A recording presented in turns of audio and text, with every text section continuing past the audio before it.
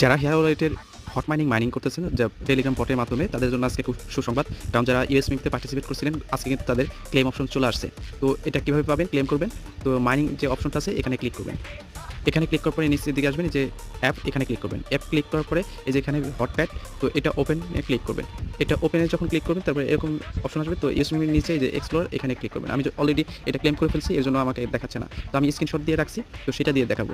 তো এখানে দেখুন আমার 14,000 ইউএসমি আমি ক্লেম করতেছি। তো এটা যখন ক্লেমে ক্লিক করবেন, তারপরে এরকম অপশন আসবে, একটু ওয়েট করবেন, তারপরে ক্লেম, যে এরকম ক্লেম সাকসেসফুল হয়ে যাবে।